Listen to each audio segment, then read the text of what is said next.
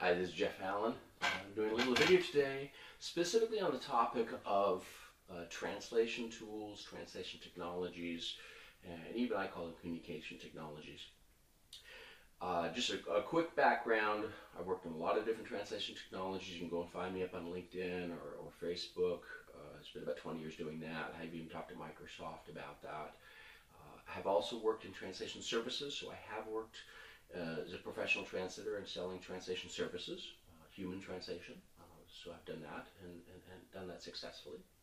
And I've also worked for the European Commission I worked for the company ELDA, which was set up by the European Commission to do as a technical director and as the market watch analyst for 2 years, specifically doing surveys and market watch on all linguistic technologies, speech, even eye tracking, voice, text, terminology, all the tools and data that can be used to improve those kinds of translation or even communication technologies. Did that for 2 years in order for the European Commission to go ahead and invest in projects that would promote that field. Okay, so that's basically the credibility, the background of that to be able to even make this kind of video today. So just quickly, I want to talk about the Skype Translator, but I want to talk about even Google Translate and those online translation portal, Microsoft Bing. And briefly say that before coming to the Skype Translator topic, which has just been announced recently.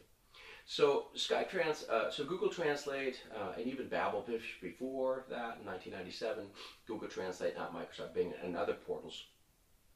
What are they? How are they going to impact as text translation, text to text translation? How are they going to impact the field? They're going to replace jobs, professional translators, text translators, etc. And how does that impact the industry? Well, I think one of the first things that we have to say in all this is need to distinguish between communication and translation. I think they're two different things, and I think that's a very important distinction to make. And communication is something that you need to do, and it will happen at certain thresholds where people will make it happen or not. We've been doing that for centuries and centuries and centuries, even millennium, across all languages. And there are people used to be able to help doing that if you are not able to speak the language of another person.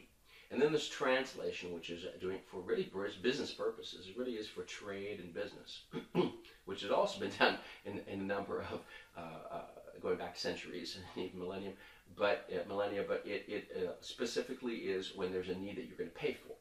Okay. Now, there's two types of communication translation. I would say that there's one that's called inward or inbound, and there's one that's called outward or outbound. And inward and inbound means there's a language that I don't know. I want to understand something in it that I need to know about, and I will determine the threshold that it's going to impact me or not. And so sometimes we'll call that content gisting. I need to just get an idea of what that text is or something to do something with it. Even the military does this on pieces of paper, things like that. I've done that work before too. And then you're going to decide what you're going to do with it afterwards. You're going to maybe go to the next step and translate it. But you still want to get an inbound gisting of it.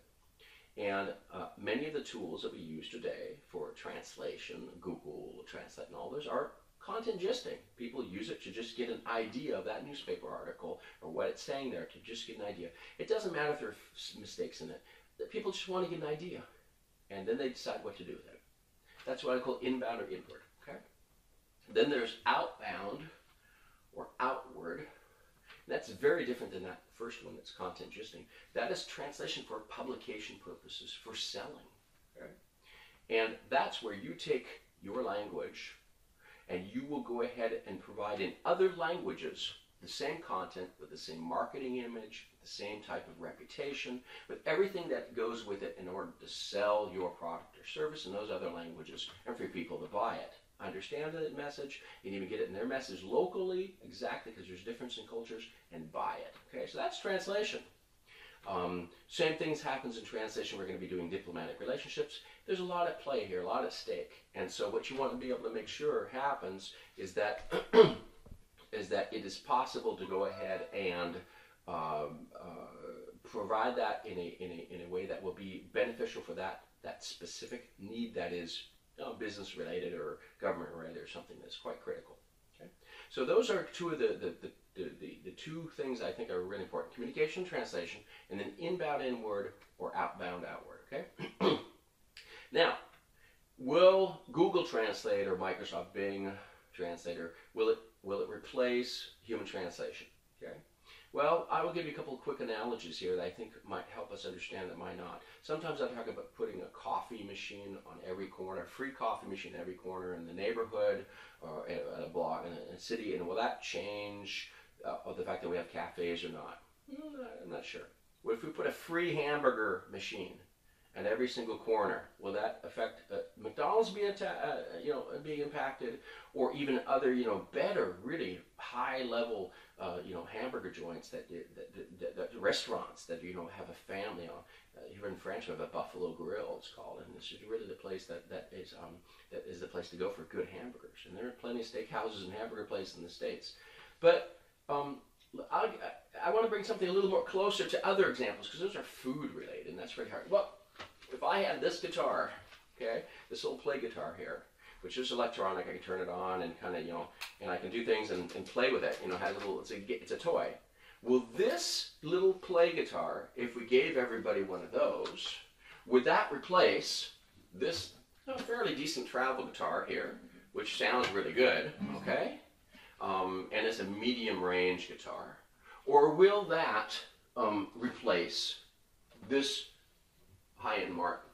That's a high-end. It's not a high-end in a minute, but this is the reference. Okay, this is an HD28. Is the reference for a guitar. Okay, it's the standard series. Okay, and really the guitar maker that is known for it. That's one example. Another example is if I have this little Polaroid 1-pixel camera. Okay, if I gave this little Polaroid 1-pixel camera to everybody, would this change the fact that we could still have people buying this Olympus that's got 10 pixels, 10 megapixels, or it's going to buy, replace this, Kodak that's a lot better, it's got some zoom on it, or it's going to replace this, higher end Canon bridge that's got 20 zoom on it and all that. It's going to change the business. Well, I don't think so, because people will still go where they're going to want to go for what the quality they need, even if they got something that is basically by. And another one too, another technology is if I give away, this free phone, this little flip phone or this flip phone out, is this going to replace the need for having even this BlackBerry? And this is still old now. iPhone 5 is even more better. But will it replace these higher end phones? No, because it has a different purpose. So again, communication and translation, we need to see these as different purposes. So Google Translate is good for content gisting, journal type articles, and it's free, and it lets people do their needs where they will not pay for translation. There's no budget for it. That's why we have to realize that there is so much content that needs to be understood and consumed that are available in other languages. There's no budget for it. There are things that I will translate using that type of technology that I won't pay for it. I just want to understand something in that newspaper article or that document somewhere, just for quick purposes. Now in corporations, this is a big difficulty because you don't want to use Google Translate to use your internal document, even for internal needs of understanding emails. You don't want to use that Google Translate because it'll leak out information out of the company. So be careful with that. So there are constraints on using these types of online portals. That's why sometimes companies set them up internally to be able to make it happen. Okay, for internal content, just content gisting of internal content. Okay, even training courses, just understanding things. You don't care if it's perfect. You just want to get the idea of it, or get the idea of it in a language that's closer to you, even if you understand the language that was written in, a decent way. Okay, so that is Google Translate or Microsoft Bing won't replace the human workforce of translations when there's a need to pay for a translation, where there's a budget for it, and you're able to negotiate that budget for a specific need that actually gives value to that product or service that you're selling. Okay? But not every single need. With the content explosion world we're in today, won't provide budgets for every single internal need of every single email that is in the company, of every single small, even a description or specification or something. It won't. There aren't budgets for it. There just isn't. You can do as much as you want, but actually budgets are going down rather than going up. So we need that content explosion. We need something to be able to help us understand content in another language, especially in multinational companies. Okay. So we've got, and even across companies, across governments, and all that. Okay. Now, so that is what is for the text. Now let's go to the speech part, and this is where the Skype Translator comes into play. Now we're not talking about translation, written communication. We're talking speech. Okay. Speech is what is known in the translation field as interpretation. You have interpreters. They do interpretation work, and they do it vocally. Okay, orally. What they're doing is there are two types. There's one that's usually consecutive or one that's simultaneous. And what happens is you've got a consecutive person that will listen to the whole sentence, the thought of the person, and then they stop, and then you translate it. If you translate it in another language, it's called interpretation. Okay, it's thought by thought, idea by idea.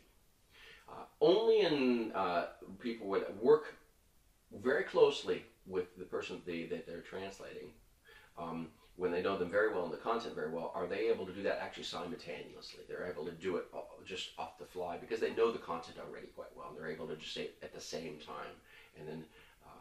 And then there are people who have headphones and stuff. And then there's also professional interpreters that are so good in content areas that they can do this all the time at conferences, United Nations, that kind of stuff. And they're up in cabins actually listening to what the person's saying through the microphone, and then they're doing it at the same time for the people to hear it out on their headphone sets. Okay. So that's interpretation, and that's simultation and simultation consecutive. Now let's come down to the Skype Translator. There was a demo a couple weeks ago. It went out. It was announced. What I'll say is that I saw that, the prototype of that 4 years ago in August 2010 when I was invited to go talk at Microsoft about online translation systems. There's a video up online about it. And earlier in the morning, there was a private demo about that, and there were some VIPs that came to my talk that really wanted to, they were looking for translation technology, had some funding, quite a bit, and they saw that demo of that English-German Microsoft spoken translator at that point in time in August 2010, and that person loved it so much. I said, I want to buy it now and every language you got with it. Okay, that was 4 years ago. Well, now we've gone up. Microsoft's bought Skype since, and now they've integrated this Microsoft spoken translation system into Skype. Okay, and they've made a demo on it. Now it's taken 4 years to mature it up to a point where we're able to go ahead and announce it to the world that we've got it. And it was good. You can speak fairly quickly about the speed here, depending on the person. There was one person that spoke a little more stilted. It helps if you speak a little more slowly, and I'm sure that it's been trained more in a single person, but of course they're not going to announce it unless they've done a lot of campaign work to do voice campaigns, recordings, and voice type of recognition. I've done a lot of that too in the past because I have worked on speech systems and speech recognition systems, and have done the data collection for a number of projects that were quite large. And it's quite a bit of work. Because you want to get a balance of the males and females, age groups, kids, adults, half and half female, male. You've got to get a population variance in order to understand the different voice range, because your head size is bigger, and that will change the sound of the voice. And even how we pronounce things, if you're tired or something, it's going to be slightly different if you're in the same word if you're not tired, or if you're hyper or whatever. It's just it just depends. Plus, add to that different regional dialect, different even in the United States. There are people who speak differently than me, because I'm straight talking like this in Boston, okay? Or if I'm down in y'all down there in Texas, down south. I mean, it's different, okay? So all those dialect differences or spoken differences impacted. Plus, we add to it that you've got non-native speakers. So my French still sounds a little non-native, even though it's good, great, but I still have that accent from being an American. So add all that together, it won't be perfect. It can never be perfect yet. So Skype Translator is meeting a need, providing something on a Skype platform, which is basically computer to computer. There is computer to phone, they get Skype in, Skype out.